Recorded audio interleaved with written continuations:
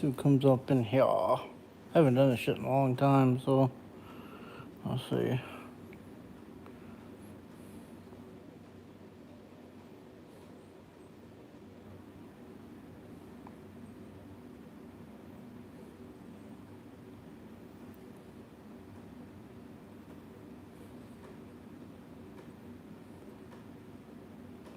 Oh shit.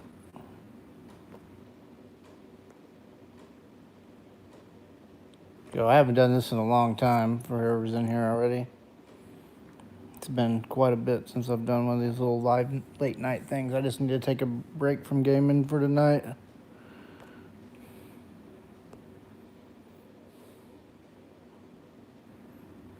You know how it goes.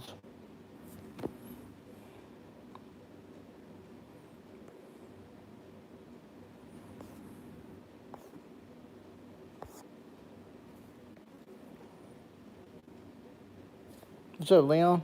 What's going on, buddy? God, I remember doing these late night talks a long time ago when I first hit 1K. And then, of course, when I lost it, I lost the privilege to do it. I just need to take a break from gaming. I have a little bit of a migraine coming on, so I figured I would just relax and talk. I haven't been on here in a minute and a half. Yeah, I saw that. I went on there and I saw that it was back on the store. Yeah, you sent me the message too on PSN. I saw that. It was pretty cool. I finally brought it back. What's up, Red Hood?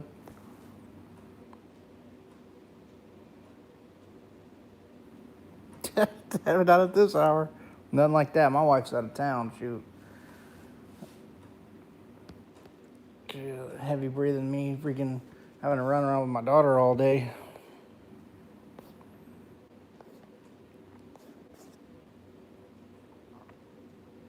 No, that's funny. Oh man.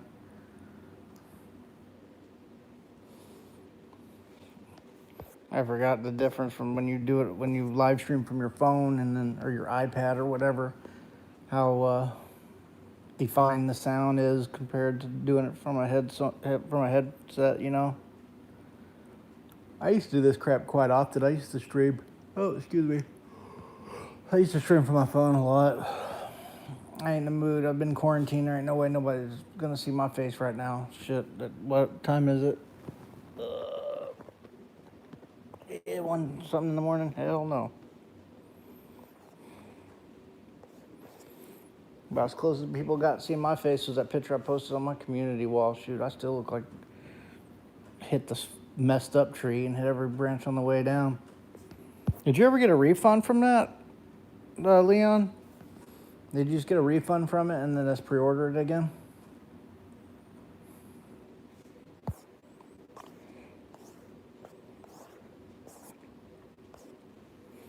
Oh, I'll probably pre-order it this week or next, depending. Yeah, YouTube, they just kind of screwed up a little bit. I know they gotta get their stuff together, man. Their whole situation's messed up, but oh well. I mean, I was kind of happy that my stream wasn't taken down today. Luckily, it wasn't. So the only reason that my stream ended earlier with Red Dead is because Rockstar servers always it drops. It drops quite often. Not near as bad as it used to, but it still drops a lot. More than it should, honestly. Oh, Jesus, excuse me. Oh, Lord, man, I'm freaking still beat. Let me see. I'm messing around with options on this thing here. Let's change it to this color. Oh, they give you a lot of crappy options on. Ooh, look at that, bright light. Ooh, Slender Man. Yeah, ooh, that's weird. What is that? There we go. Let's go back to the what's the alcoholic sea? Bubbles.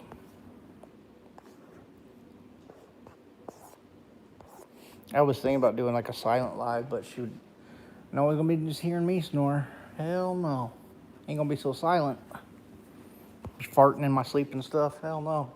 My wife already recorded me doing that one time. I was like, geez, that's me? Oh my God. Sound like two pigs fighting under a blanket. You had to be there. It's one of those sounds that you just not supposed to hear. Either that was her or me snoring, I don't know.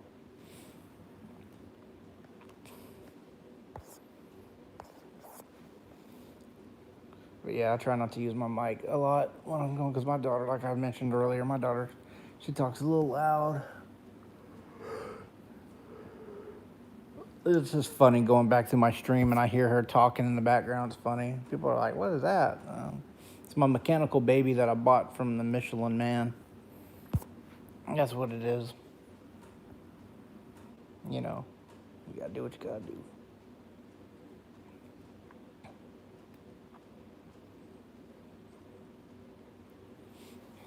So, I'm kind of looking forward to that trailer for Assassin's Creed Valhalla. I don't know. Some people had that stream going for like 8 hours, showing something about. It was like it was art or something. I was like, golly, how are you gonna stream the same crap? It was like it wasn't even a stream. Everybody was streaming the exact same, like picture or whatnot. Some artwork this guy was putting together. I don't know what the heck it was about though. It was just like cover art or something that the guy was customizing firsthand. I was like, oh my God, man, I don't want to see it. Then they actually had some type of trailer. I noticed earlier. Oh, excuse me, I'm sorry. Goodness. And, but yeah, I guess the actual official trailer is going to be out tomorrow. Hopefully it comes out this year. I would like to see it out this year, but I don't know. If it does, it does, you know, but I would like to see, you know, it might be multi-platform, though, I'm thinking. Hey, what's up, Voclim?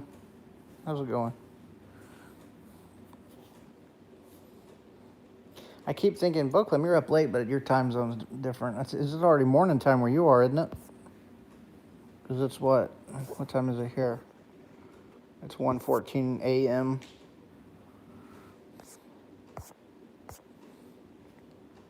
Yeah, I hope so, too. And it sucks that AMC apparently... Oh, yeah, it's 8:14. Shoot, sun's coming up. Oh. That's early. AMC is no longer showing Universal Pictures for some reason. I don't know why. You know, it makes me wonder about that, too, because AMC, you know, being a movie theater, they make quite a bit. You know, they make 98% of their profits from concessions. But how could they, like a week after this whole quarantine thing, they're already filing for bankruptcy? It makes you wonder, either they're paying these CEOs too much, or they're, you know, got their hand in the cookie jar a little. I don't know. Cinemark down the street. It's just bare here right now. You know, it's just streets are empty and you can get a good parking spot now. You know, cats and dogs are getting along. You know, it's crazy. Cats and dogs living together. It's harmony. What's up, Agnes? Oh, gosh. I don't know. And I was watching this video earlier. And I watched this I don't know if you ever heard of this guy. His name is Chills. That's his YouTube name. He's got like over 4 million subscribers. He makes these videos. I like to watch weird stuff, but not too weird. But this dude, I have a fear of snakes. I'm not going to lie to you. I have a deep fear of those suckers, man. And this one, there was an anaconda. I forgot what part of the world he says. He had to be, oh God, I don't even remember. I don't even know if he said it or not. But they were in this little boat, rickety boat. And, you know, they're going down this, oh God, I wish somewhere, it might be the Amazon somewhere. I don't know. Dang it, I'll have to find the video again. Swear to God, man, there was a snake, an anaconda, gliding its happy butt down the little water, was pushing their boat. And it looked like, you know, because anacondas regurgitate. They don't eat you. They eat you, but they don't eat you. You know, they take all the proteins off your body, but then they yak you back out. God, that snake didn't scare the crap out of me.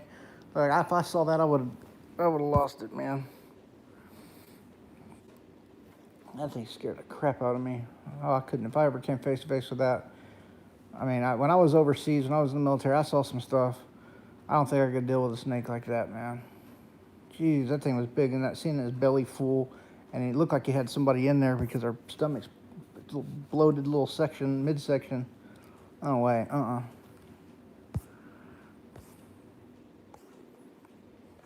No way, I couldn't do it, man. Oh shoot, that would have been it for me. No way.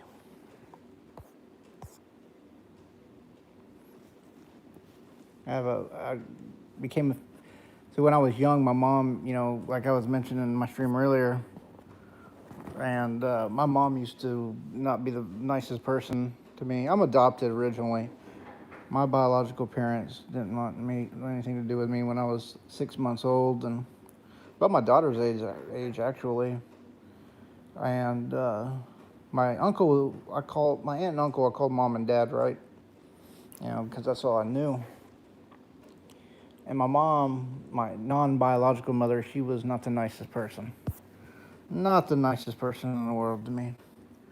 I couldn't say I hate people. I could just strongly dislike them. And she tortured me. She had an obsession with snakes, and she never had one that I knew about. But I remember one night I woke up and there was a snake looking at me. I was looking at it, and it was getting to know me. Oh, you talk about somebody I got my body froze in fear. And she was in the room too. That's the scary thing. She was right there in the room the whole time, just giggling. I swear she was a demon. I told her when I came back from the military, because I was a ranger, man. I was a Green Beret. When I came back, she tried to do all that abusing crap to me. And it didn't work out to her. I said, you know what? I mean, what you did in the past is the past. You need to keep it locked up. You put your hands on me now, I'll break your neck. She was not a nice person. I would never do that to her. I wouldn't really physically hurt her, realistically. I had pushed her, though, when she tried to come at me with a knife about 2 months after I came back. She's just an unhappy person. She's miserable. Yeah, she's an alcoholic. And she used to lie about going to her meetings and things and doing all that. She wasn't a very honest Joe, if you will.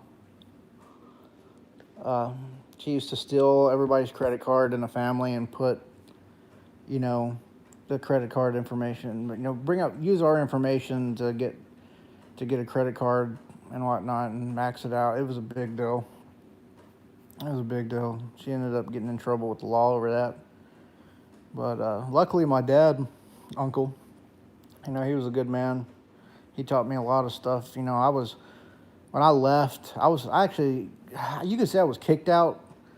But my dad didn't want me to go through all that crap no more, and his back was against the wall. There was only so much he could do at that time. And my mom ended up coming at me with a wine bottle. She used to drink those Ernest and Julio Gallos, man, those little dinky, dollar store wines. I mean, I guess they get the job done. I mean, I'm not knocking it wherever she got it, but as long as it works, it works. But she came at me with it. She broke it. It was a smaller one. She broke it. She came at me, and I clocked her right in the freaking head, man. She went down like a sack of potatoes. It was reaction. So at that point, she was just like, well, get the F out of my house. And I said, ooh, God. I was waiting on the day you were telling me that. I ended up leaving. Back then, you could leave, and, it's not like today where you could call the police on these kids and get them for this, that, and the other. I mean, times were different back in those times. I'm not saying I'm the oldest person. I'm 38 years old, but, compared to how things are now, things were different. Things progress fast. Law changes all the time. But I remember I was walking down, just had the clothes on my back and the shoes on my feet, and my dad was coming back from work, and he ended up seeing me, and he knew what was going on. He knew how my mother was, or my mom was. Mother is biological. His mom is a different thing. But he was like, look, he got me an apartment. He paid a year a year at an apartment down in my outside of my hometown. Because in my hometown, they consider it lake cities. It's right outside of Dallas. You've got Corinth, Lake Dallas, Hickory Creek, Shady Shores, all those central areas, literally like connected right at one. It might as well be one town, but it's different zip codes and what have you. And yeah, he paid a year on an apartment. My dad he made a lot of money. I'm not too sure if he's retired now. He might have, but he made a lot of money in the auto industry. He wasn't a pencil pusher or nothing like that. He actually worked for his money, but he made a lot back then. Working in the auto body industry as a painter, even that's where I got my skills to actually be a painter and auto body tech. Mechanic, I can do minor stuff. I never really dwelled into that part of it. That's not what I do for a living now. My mom's the reason why I do the work I do now. Yeah, he paid up, but the thing was, of course, I finished school, which I didn't have a problem with, and then I worked 2 jobs. I worked for him, being a trainee as a body painter and tech, and then on top of working my other job, so I was barely home. I was barely home at all, and I didn't mind that. It built character. I mean, if a lot of kids, I could tell you, if a lot of kids nowadays would I'm not saying walk a mile in the shoes that I did, but if they had the character building aspects as how when most of us were kids growing up and had to fend for ourselves, you wouldn't hear these kids cussing on GTA 5 or cussing at video games, man, because if they were so busy and they were busy building their character, they wouldn't be focused on, they wouldn't have time to be disrespectful. They wouldn't have time to sit there and, oh, I didn't get this week. My allowance isn't like this or whatever, however the kids are doing it now. I didn't get this brand new iBook or iPad and shit, so I'm going to be disrespectful to my parents, because my dad taught me a lesson. He said, if you ever call me, I've heard kids at the mall call their parents by their first name. Now, granted, if I called my dad by his first name one time, and all I remember is I woke up 2 days later. That's all I did. I woke up 2 days later. I don't think that was intentional. Maybe I was either really tired or, but he never beat me like my mom. He was fair. He was just. He never did anything harsh or anything of that nature. He was a good man. He's a good man. But my mom is. I told my mom, I go, if you're here, who's running hell? She didn't like that comment too much. I think it took her a while to understand what that meant, to be honest with you. But when you're Satan, I mean, you have to take a minute to think about it. Yeah, she's a very unpleasant person. I told her I'll piss on her grave. This sounds really bad, but you have to think, talking about stuff like this and actually experiencing it. I mean, I don't know what y'all have gone through in y'all's life, but from my own personal experience, my own personal hell that I lived in, yeah, I told her I would piss on her grave I would come to her funeral. Oh yeah, I'd be more than happy. But if y'all have ever, let's put it this way: if you ever seen Haunted House with it's on Netflix, you'll think of me if you watch it. You'll think of me. That part on Haunted House when Marlon Wayans takes a shit on those ashes because he comes home drunk. That's me at her funeral. Just let that sink in. Watch it on Netflix. You'll know what I'm talking about. You might get a little giggle out of it when you see it. But you just have to understand, I'm just joking. I don't think I'd really honestly do that, but, I have more class than that. I just won't do it when people are around. I'll keep it casual. I'll keep my socks on. Shoot. But, yeah, it's crazy, man. I mean, I couldn't see myself doing this to my children or anything like that. Oh, yeah. My mom used to do that too, man. I hated that crap. My mom tried to get a key. I want a key to your apartment. You can get a key to go fuck off. That's where you got a key to. It's free, too. I'll make you a copy. That's what I told her. But it was funny when I came back, because I was a POW when I was overseas. I was a prisoner of war for a week. And that changed me. That changed me. I have PTSD from it, but not as severe as you think. I have a buddy that has extreme PTSD that it literally, if you tried to wake him up on your own, then he will. It's bad, and needless to say, I've experienced it. And going through things like that is not simple. Clearly, I mean, you see these video games about, you watch these movies. Watching these movies is so glamorized war. There's only a few directors out there that actually can. I don't know. It almost seems like they've been in this situation before to actually put it on film as accurate as they can. Full Metal Jacket being one of them. I think that's a Stanley Kubrick film, I think, if I'm not mistaken. I could be wrong, but it's pretty accurate to that time era. God, I can't talk. Jeez, I swear I'm not drinking either. Maybe I should. But yeah, being in that situation, it changed me. I was so used to being abused like that. My mom never did any sexual abuse because I would have stabbed her in the face if she did that shit. I was smart enough. She would have never done that. But being tortured, literally, it didn't.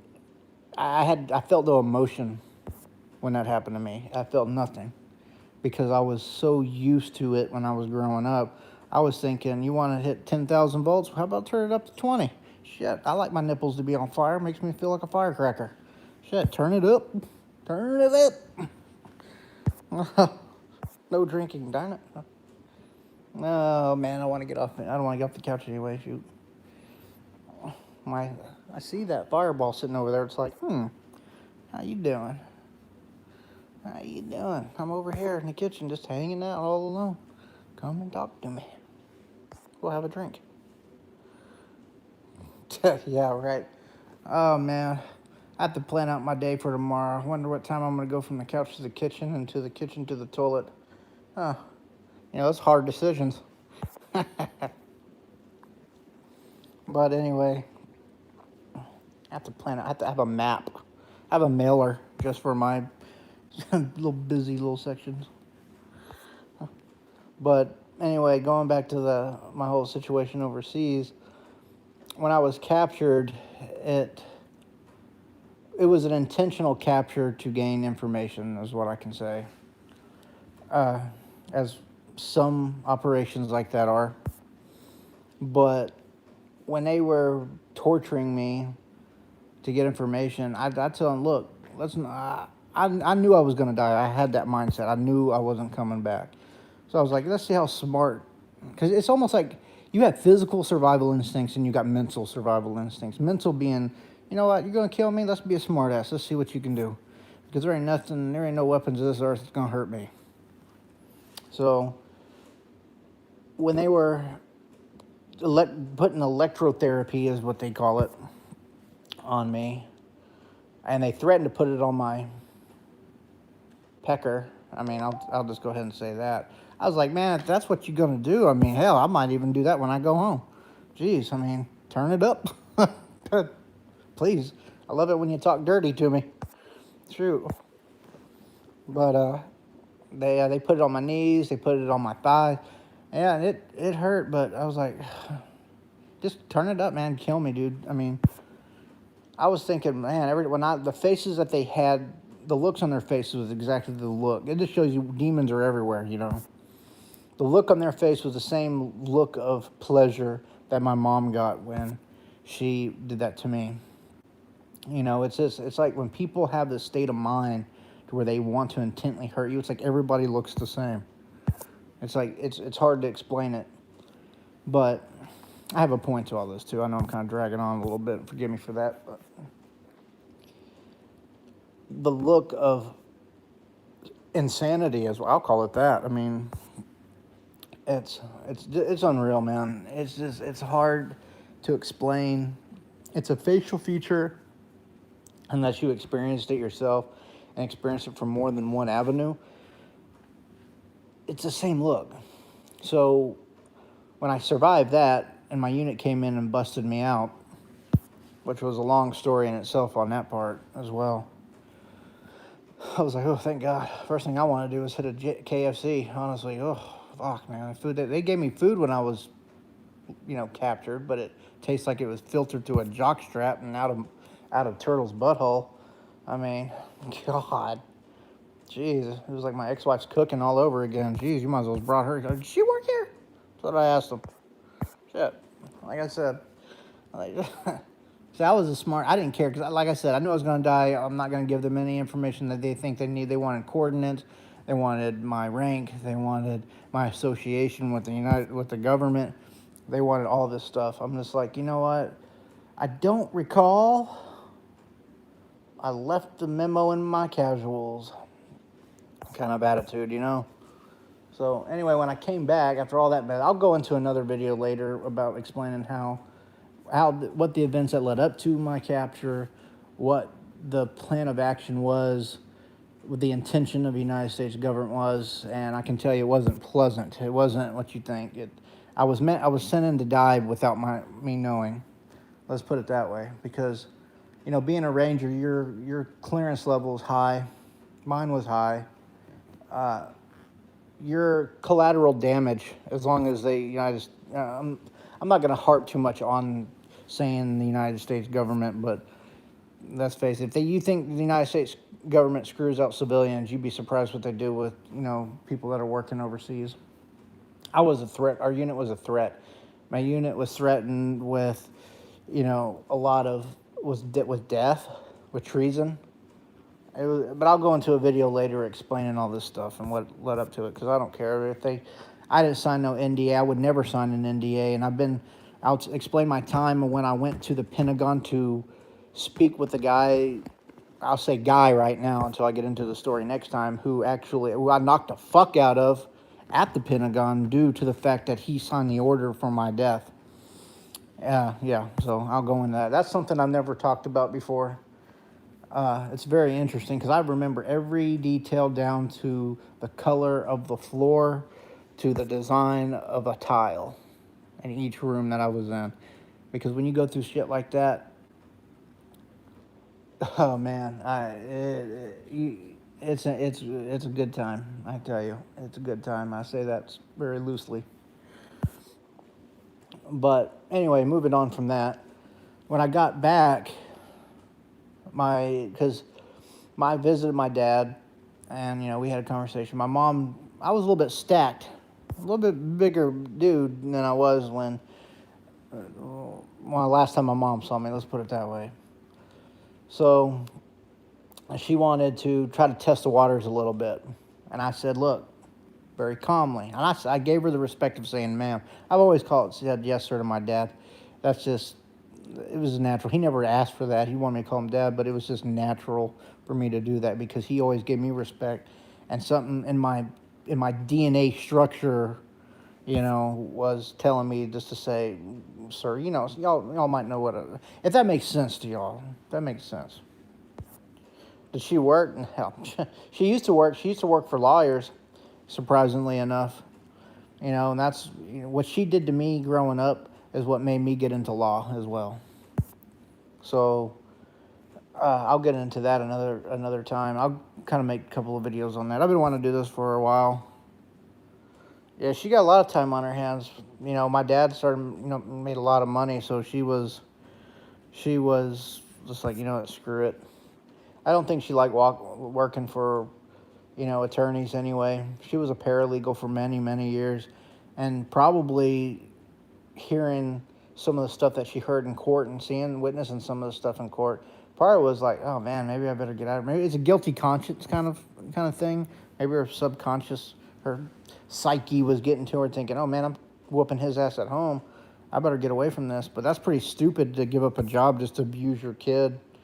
That's the only thought on that is that possibly that's what she could have done. That's maybe why she quit. I don't know. I mean, maybe she's just a lazy piece of shit. I don't know. She wasn't that lazy. She took the time to get up and beat the hell out of me as much as she could. Maybe because I was adopted. She didn't like my biological father. She did not like my biological father at all. She couldn't stand him. So I think part of the issue was that she was taking her aggression, because they had, bad blood since they've known each other. And my biological dad passed away a few years ago. He had heart issues. And I don't speak to my biological side of the family. And I'll explain why. I'm not claiming I'm a perfect person. I'm not trying to make myself sound like I'm a perfect human being. I'm not. My God, I've killed more men in cancer overseas. I'm definitely not. I'm the last person that could write a book on being. I could write the book on being imperfect. You know, I've got blood on my hands from stuff I've done over there. You know, and justifiably, you know, as the military, you sign up for that. You don't sign up to be a Green Beret. You're asked to be one, and there are risks. There are high risks. My story, as I explained it, is one of them. But anyway, I'm sorry. I'm just kind of getting off topic a little bit. When I came back, she tried to test the waters with me. When I say tried, trying being the key word, she tried to get flip with me. I don't want you here. You can get the F out of here and all this stuff. And I said, look, let me explain this one time and one time only. When you come at me with that knife, I go, you do understand that I was tortured overseas. She didn't want to believe that. She was kind of, oh, I don't care. That didn't happen to you. She couldn't believe something like that could happen to me because I'm me. Not to say that I'm on some godly level. That's not what I mean by any means at all. I'm talking about she lied so much, she thought everybody was lying to her. That's what alcoholism will do to you. You can turn into lots of things. When you left the bottle, you think you're going to find, you can drink, but you're never going to find the answer at the bottom of that bottle. That's what she thought. So she thought she started believing her own bull crap. And I said, just know, my dad knew it. I mean, I have pictures, man. When we confiscated, they took pictures of me, and I'll eventually make a video with showing what I look like when I was getting beat the shit out of. You want to see somebody hooked to something, people can check it out. Like, I'll give them phone numbers if they don't believe me, because I got a lot of people contacts that knew everything about it, all my unit members and everything. They knew everything about it. But she didn't believe it. So she was like, blah, blah, blah, blah, blah. She didn't believe I was in the service. Can you believe that? When I called her from the sat phone, she didn't believe that. I called my dad from it. She answered my dad's phone. And, oh, yeah, you're in Vegas somewhere. I did live in Vegas, yeah, but that was after the service. And,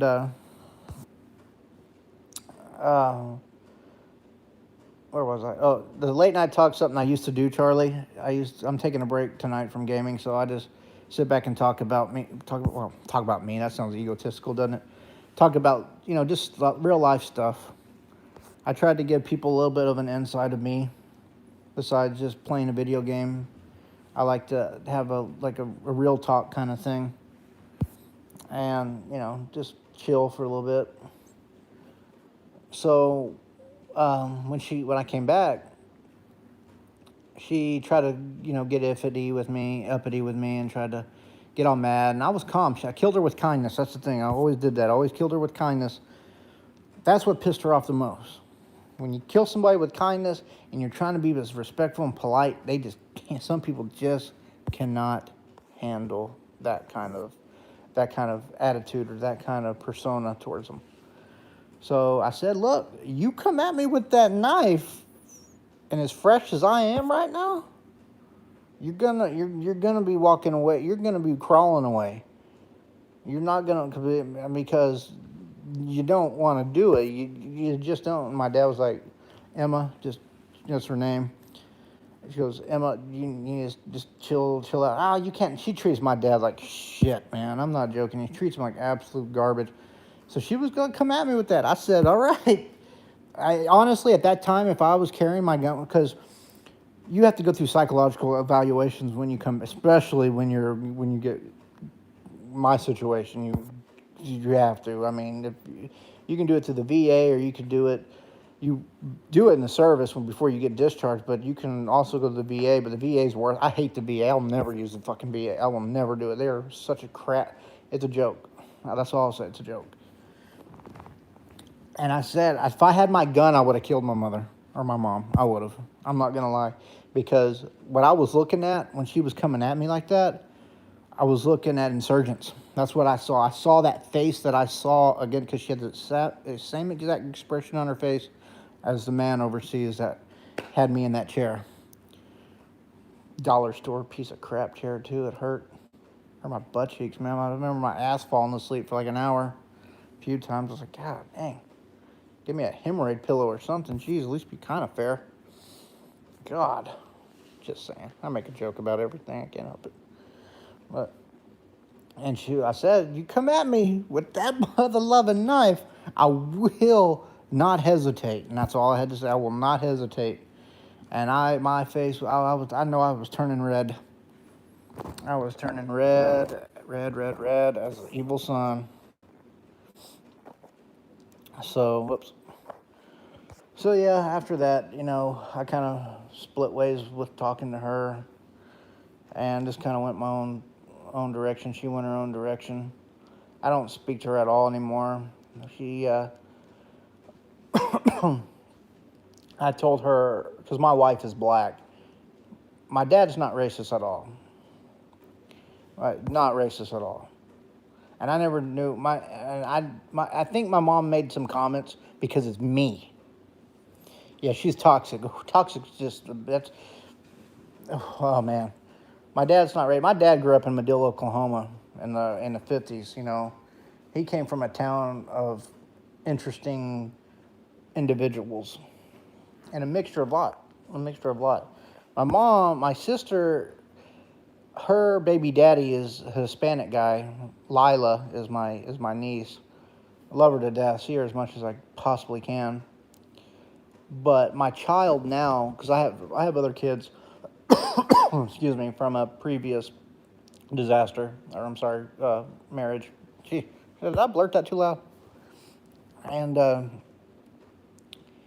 so when I talked to my dad, and I said, look, hey, this is what's going on, because I try to keep my dad in the loop. I don't even talk, because of my mom, I don't talk to my dad anymore. Not as much. So when my dad told my mom this, my mom called me. I'm like, oh, fuck, what the heck? Excuse me. And she had some comments to say about my unborn child at the time.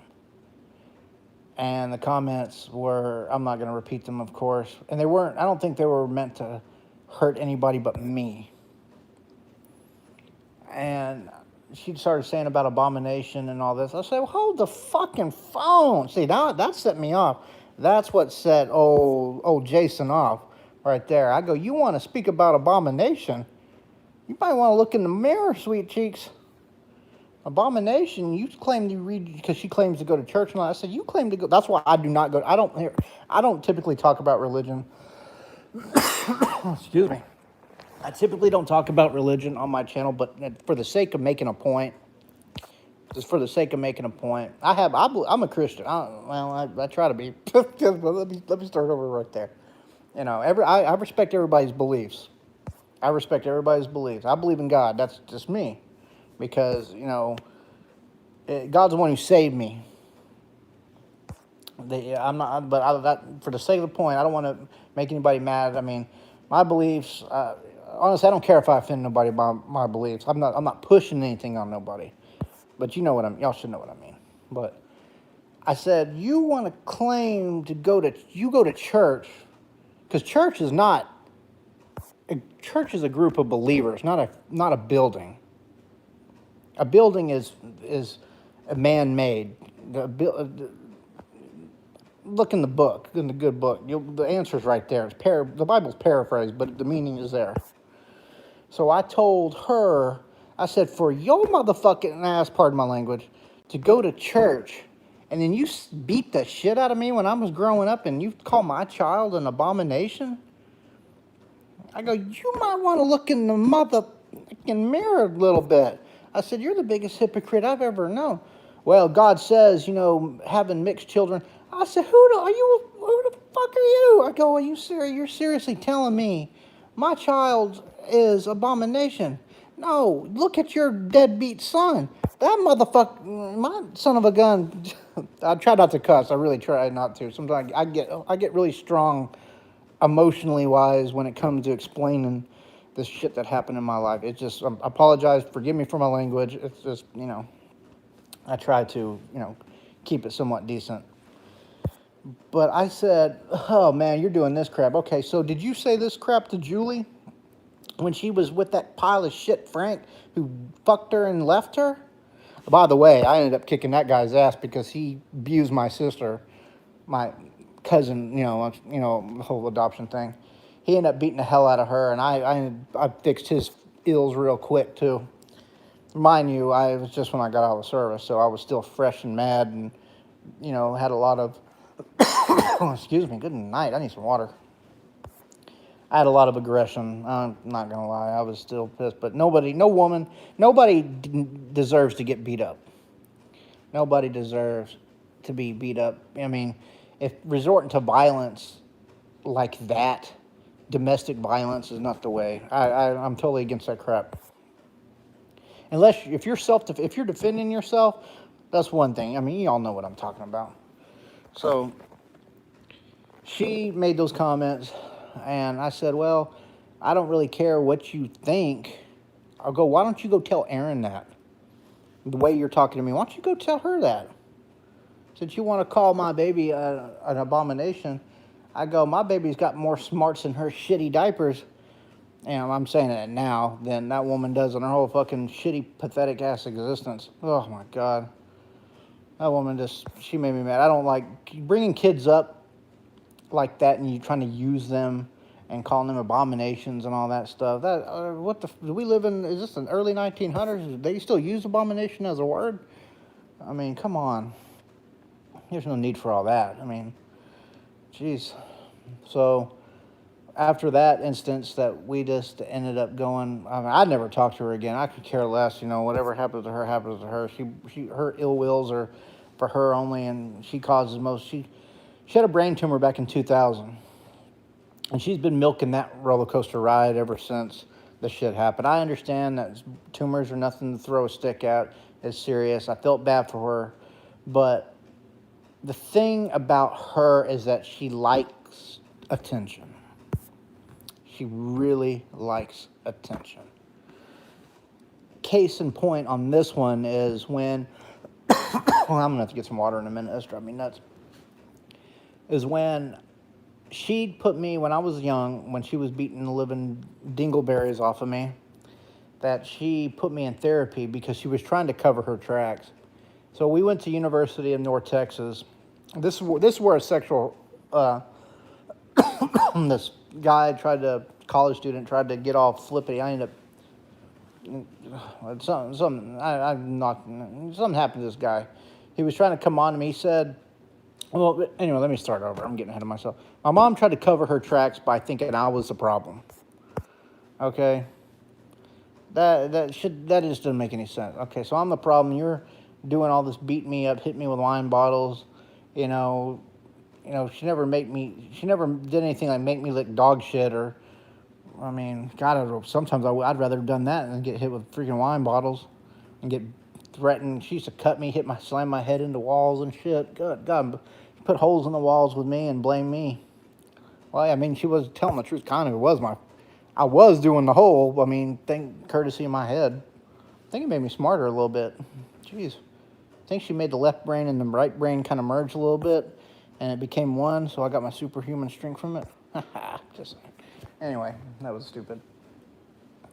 But so she took me to UNT, and this guy, I thought it was pretty neat. I played freaking dominoes with this dude and played tic-tac-toe or whatever. It was pretty fucking, I look back on it now, it was pretty stupid. But so I was like, okay, this guy's all right. I could talk to this guy. And I said, hey, look, man, my mom beats the shit out of me. I ain't gonna lie to you, man. I bluntly said it. I said, look, I was pretty smart for that time. I said, look, she hits me, man. Oh, no, there's no way. A woman like that could do that. What do you mean a woman like that, man? You don't know her. So I'm like, okay, well, whatever. I see where this is going. I was pretty smart for back then. I kind of got a little stupid after that, but I'm like, okay, well, shit. So knew this guy wasn't believing anything I said. I said, look, she is beaten. What do I need to do to prove to you? That was back before smartphones. God, I can't believe I made history. I've been alive before cell phones were invented. God dang, or smartphones. I'm part of the new generation. So he didn't believe me. He was sitting in there just dibble-dabbling around and not really, he told her everything I was telling him. So, that whole that privacy shit didn't work since I was a minor. And my mom used that against me too. And that's another reason why she kept doing what she did. She wanted somebody else. She wanted somebody to be on her side for the wrong reasons. So I'm like, well, okay, I get it. So I went back to the final session because it was Tuesday and Wednesdays that I went. I went for 2 weeks. Or I'm sorry, no, I'll take that back. 3 weeks. I think it was 3 weeks. I don't think it was 4. But it was going to be a lot longer than that due to the fact of what happened. Well, the guy goes, okay, well, come in. Had to wait on his goofy ass to show up. Shows up, comes in there, and like, come on in. I got the games ready for you. I said, oh, shit, yeah, what are we going to play now? Shoot some fucking ladders? God, I was getting frustrated at that point. God dang, dry throat going on. I don't have corona, I swear. So he comes in there and goes, you know what? And I'm telling you this from the truth. This isn't trying to make fun of a situation if y'all have been through something like this. So just know that I don't do that crap. I'm not a demon, Jesus. So he goes, you know what? I'm gonna take this game away. And I remember verbatim what this fool said to me. I remember a lot of shit. He goes, I tell you what I'm gonna do. What I want you to do right now, I think what would make you feel better. Then he paused. I'm thinking, are you going to finish the freaking sentence? I mean, today, Junior. So he was like, well, I know what would make you feel better. He paused. He said it again and paused. I'm thinking, oh, God, jeez. How long do we got? 30 minutes? Jesus Christ, come on, let's get on with it. So he goes, I think what you should do right now is get on top of that table and dance without clothes on. I said, what the fuck? And that's exactly what I said. I said, so I go, do you think I'm stupid? I go, first of all, I don't know how to dance. I mean, that's what I said. I don't know how to dance. Shit. I got no rhythm, son. So I was being smart. That's when I was coming into my smart ass phase because a nerve in me was just, when you get abused, you turn. Sometimes it's for the greater good. Sometimes it might not be for the greater good. You know what I mean? So I'm sitting there thinking, okay, I got no rhythm. I mean, he goes, what you need to do is, you ever been to a ballet? Do I look like I've been to a fucking ballet? I mean, come on, dude. Been to a rock concert, but you don't want me to dance like that. So anyway, he was like, I said, you want me to get it? He goes in this little closet area. I'm thinking, oh man, this guy's going to come up and try to suck my dick. Oh my God. So he comes out with his ballerina outfit. I'm saying, wait. He goes, it happened to me, so I kind of put a little humor in it for that situation, just to kind of lighten the mood, because it was pretty sickening. He comes out and he goes, where is this? And dance on the table. What? You want me? Wait a minute. I said, hold on now. Hold on, bro. I said, first of all, that ain't gonna fit me. My dick too big for that. And second of all, hell no. No. Wait. He goes, there's things about me that people wouldn't understand. I said, if you're meaning, there's things about you that people don't understand, like wanting to wear a fucking tutu, then I think I need to talk to you and you need to be sitting in this motherfucking chair, because there's no way I'm going to be wearing that, dancing on a table, doing the hot shotty badobby on a goddamn wooden table for you or anybody. I said, no, we ain't rolling like that, buddy. No, buddy. I think session's over. So I went and was about to leave, and he goes and tries to grab me. See, that's when Jason had enough. I see people kept ice skating uphill with me for too long when it came to that at that age. Because, I put up with my mom doing it, and I was getting less and less terrified of my mom at this point. But when this fool put his hands on me, I clocked him so far and hit his Adam's apple. I think he ended up looking like Caitlyn Jenner, man. Oh man, I knocked him. So I got in trouble for that. Ended up getting arrested for assault. Over that, I was a minor, so nothing really happened. But you know the consequences when my mom had to bail me out. It wasn't. I don't think it was much either, due to I was in therapy for reasons I shouldn't have been. I mean, technically, there was nothing wrong with me. It was her that was the problem. But she'll never admit that. But when everything was said and done, when I finally got home, this was several hours later, my mom wanted me to do something, I think. I think that she was waiting for it. Just to give her a reason to have more hatred towards me. And she knew I was building up because I was starting to get more and more defensive about stuff like that, about what she was doing. So when I ended up clogging, it almost felt, and I can't prove this for the life of me, but it almost felt like her and that guy had something, some kind of cahoots going on, where something was that. I'm not going to say that was the actual case, because I'm not a paranoid person, but how it felt is different. So anyway, I was like, okay, well, I'm going to. I was scared because I never really clocked the shit out of somebody like that. He was shaking like a dog shitting a razor blade on the floor. So I was like, damn, I did that. But when you have so much aggression, when you have that fight or flight instinct inside of you, that's what's going to happen. You won't know your own strength. Like they say, some women, if a baby gets trapped under a car or something, a woman can pick up a car. I mean, I could see that. Because I clocked this fool. This fool looked like Arnold Schwarzenegger off of Total Recall when his eyes were poking out of his head. I was just like, I was like, damn. But anyway, when all that shit was said and done, and this dude, or my mom, got me home, that's when my rank was increased. That's when the shit really started getting bad. Worse, but I should, make that quite abundantly clear.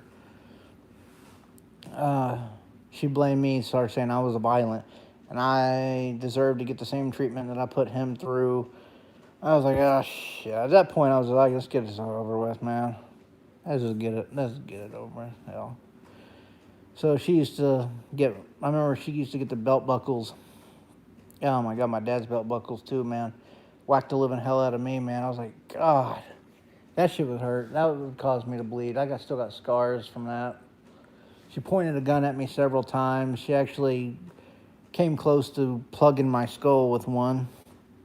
Because looking back on it now, I know what it means when you pull the trigger back just enough to where the spring hits.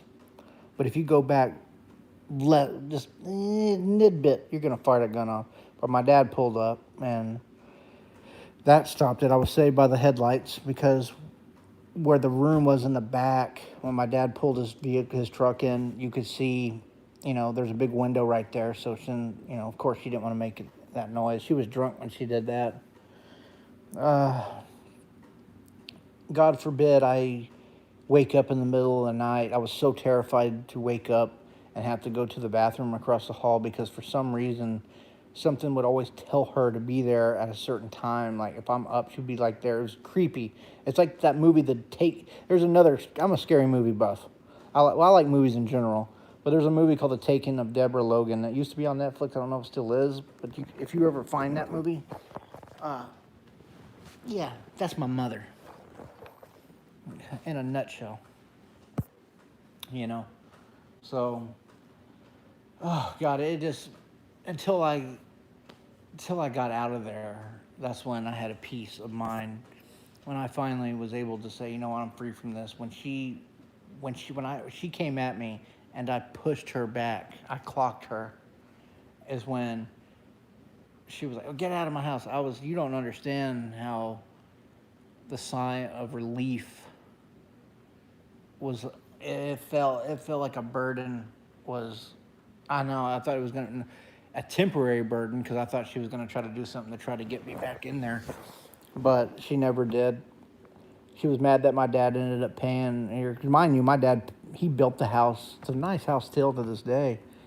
He built the house himself in Lake Dallas. It was one of the first houses on Prince Drive out there in my hometown. And, that house had been paid off for many, many years. So my dad had a lot of money. I mean, probably still does for all I know. But he paid a year at an apartment. He told me the stipulations for this. He knew he didn't want to see me hurt no more because he knew that my character was going to a more violent degree, and he did not want me to go down that road because he's seen it before.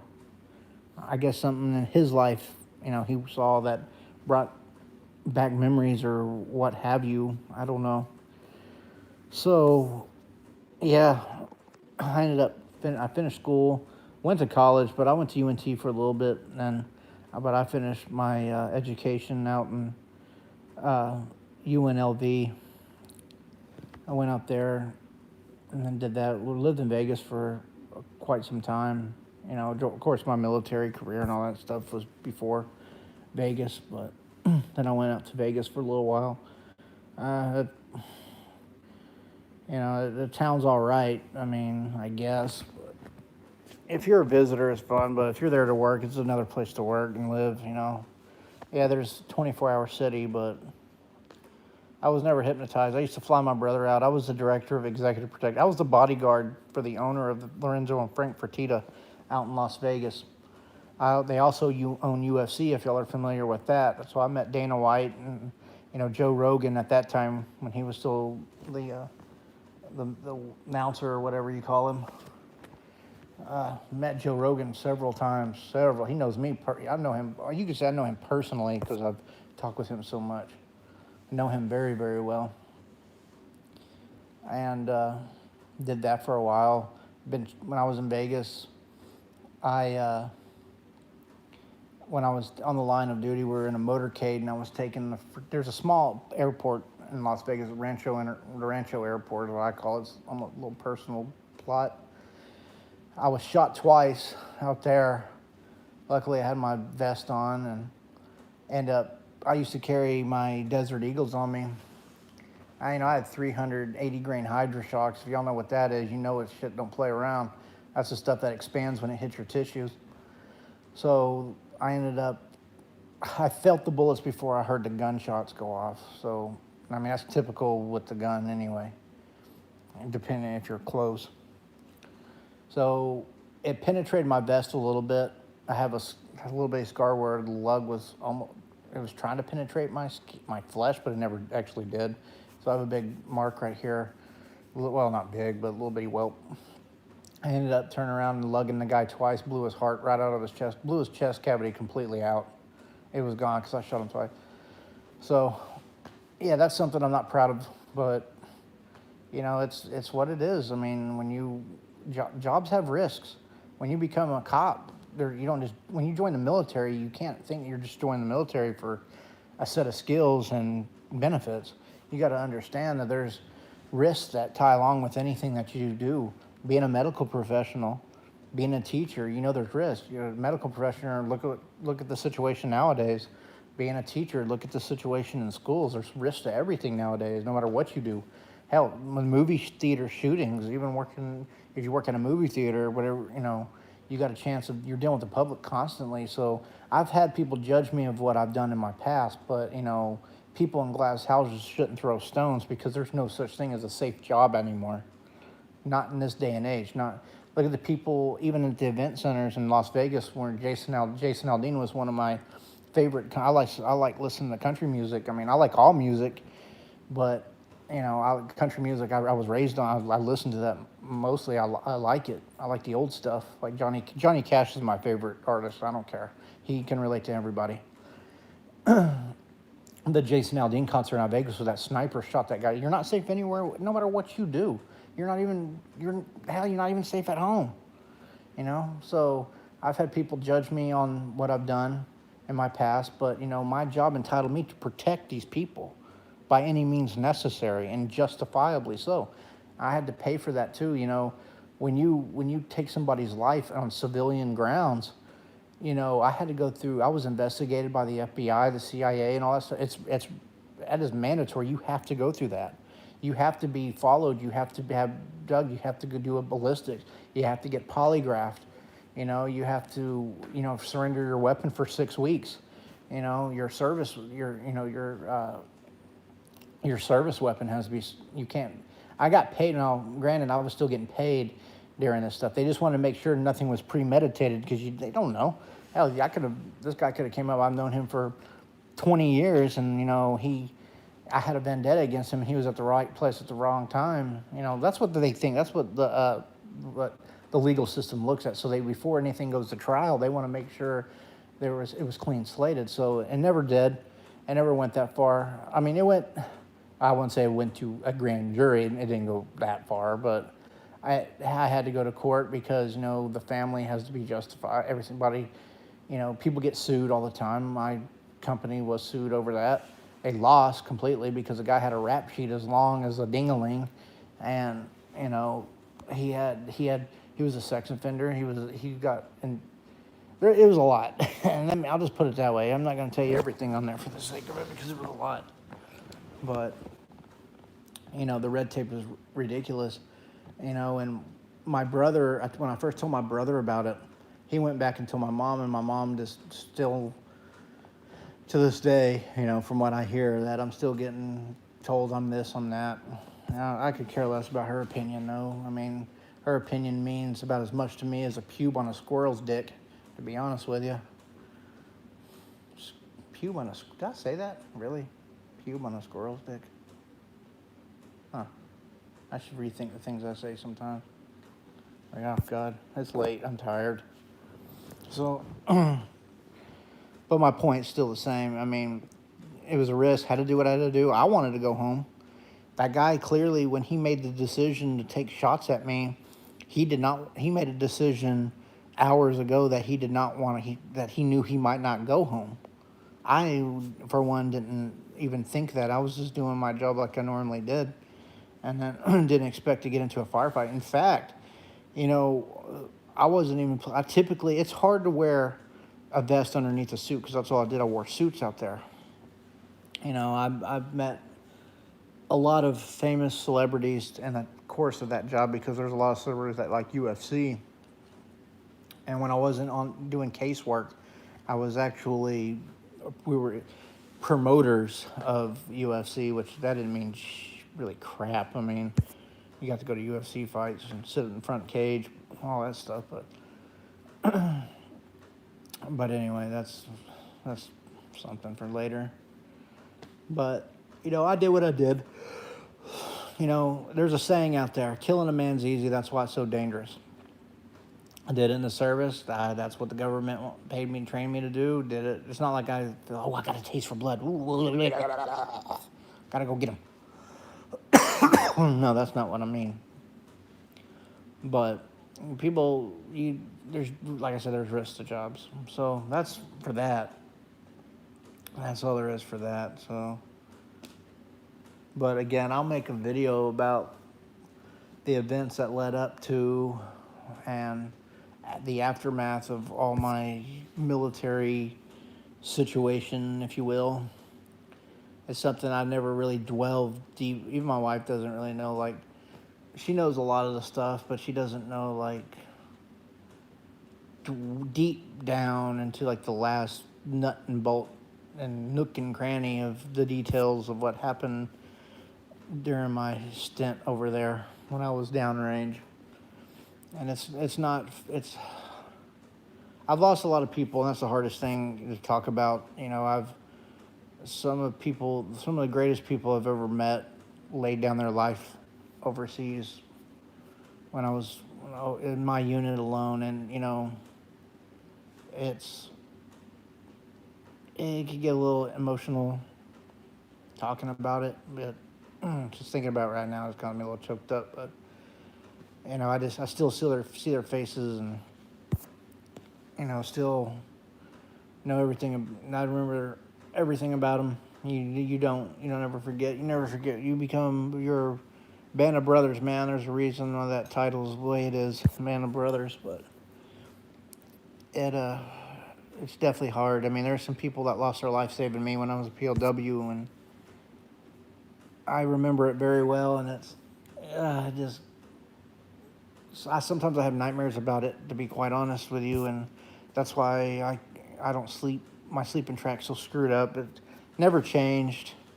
Never changed when I was other, but how my sleeping was. Because I used to be, my sleeping schedule was perfect, and it's hard with my job too to be the way I am. The way I am. That's why my routine is different. That's why even going into streaming and everything, I'll say, yeah, I'm streaming this time, and then never do it because I get so twisted up and almost confused sometimes. I won't say confused. I mean, I'm not that like that, but